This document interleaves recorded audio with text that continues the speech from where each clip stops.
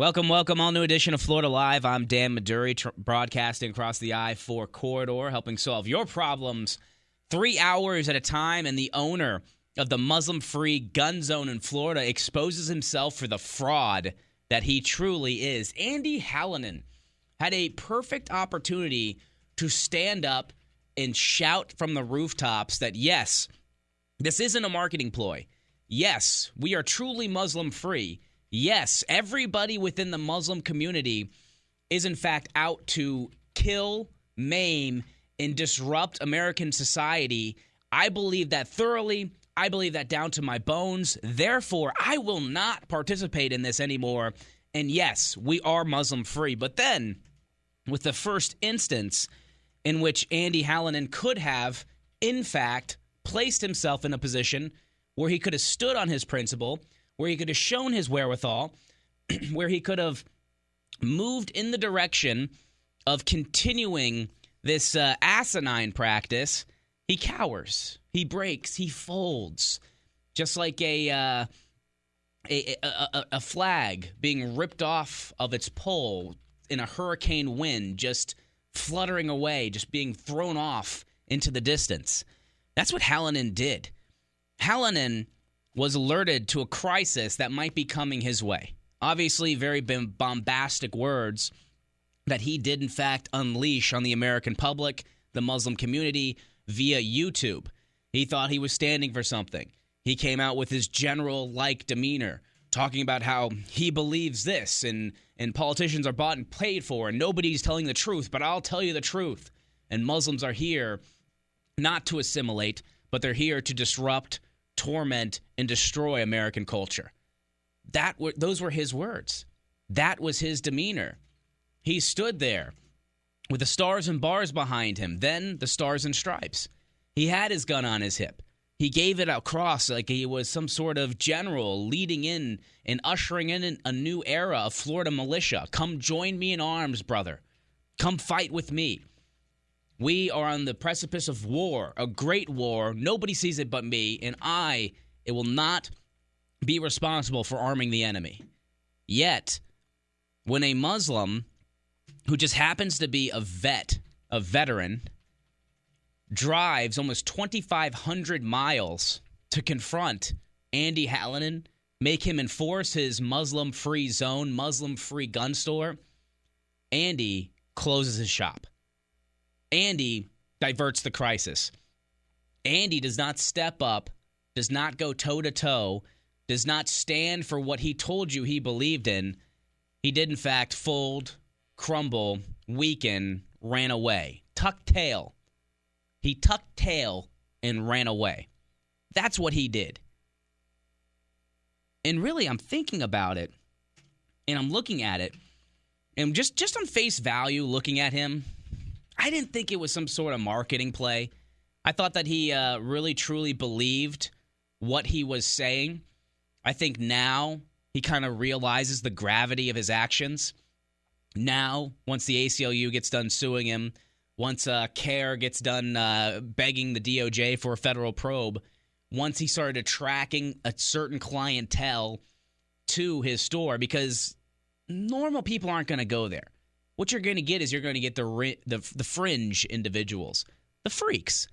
Once he started seeing them pour into his office, into his gun store, he probably started second-guessing it a little bit. But you know what? The bottom line was good. The margins were good. God forbid I rock the boat. But here's an instance where he literally had a chance to face a person who he is wholesale accused. And instead of facing that man, instead of saying, yes, we're open, just not open to you, he did, in fact, close the entire store and call the ATF? What? I told him what I was going to do, but I told him that I'm not going to be confrontational or anything. Christopher Martin is talking to the FBI. Other than trying to attend the class. It's a call that came in moments after I arrived to his Inverness motel room. I always find it interesting, people that complain about law enforcement, complain about political corruption, complain about the idea that, well, the FBI is not for us, law enforcement's not for us, politicians aren't for us, they're bought and paid for, so we got to grab up arms. We've got to grab guns and protect ourselves. We've got to make sure that we are armed and we are protected because, of course, you cannot believe in your local law enforcement. You cannot believe in your state law enforcement. You cannot believe in your federal law enforcement. Yet, the moment an incident starts happening, the moment things start getting a little bit, we'll say, a little bit of something resembling tension, what does he do? He calls local law enforcement. Oh, my God, we got a situation. You've got to come bail us out. What have I done? What have I done? What have I done? Really? I thought you just sat there and you told us in your general, delivery system that you were ushering in a new wave, a new future where local law enforcement can't be trusted, the federal government can't be trusted. All you need is a gun. Take up arms. Everyone in the Muslim community is bad, and we're here as a Muslim-free zone. Yet, the moment one single former vet who is a Muslim convert drives across country with his will, with his wherewithal to knock on your door, you go running right to officials. Please save us. Please do something. Please help us out. Please. Does that sound like somebody who's really forthright in their conviction?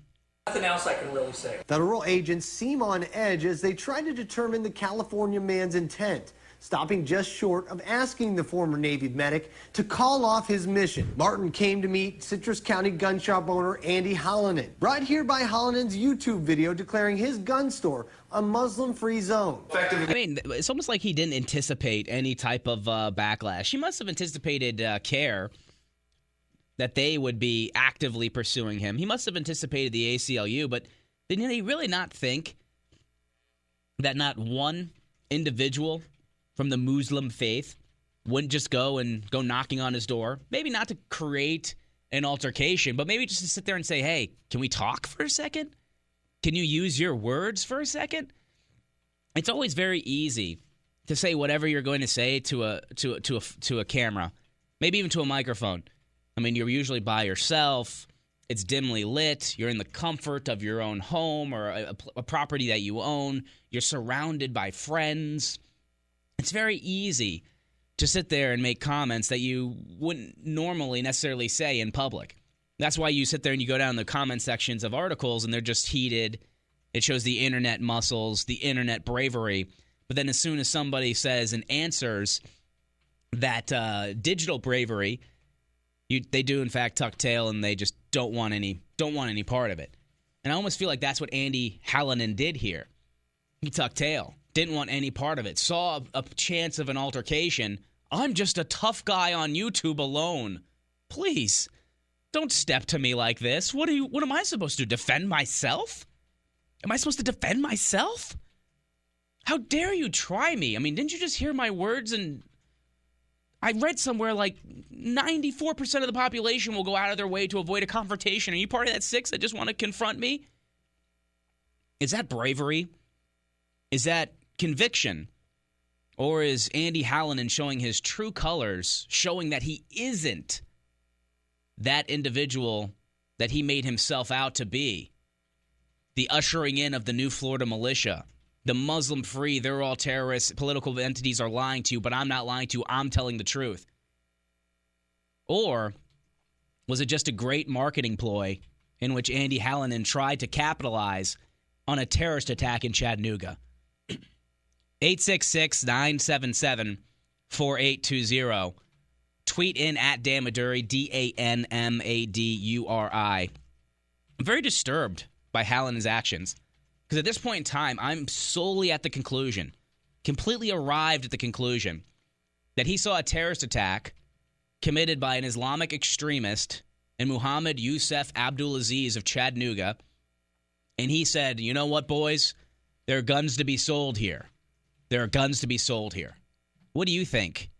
866-977-4820. Florida Live continues. We'll talk about this more when we return.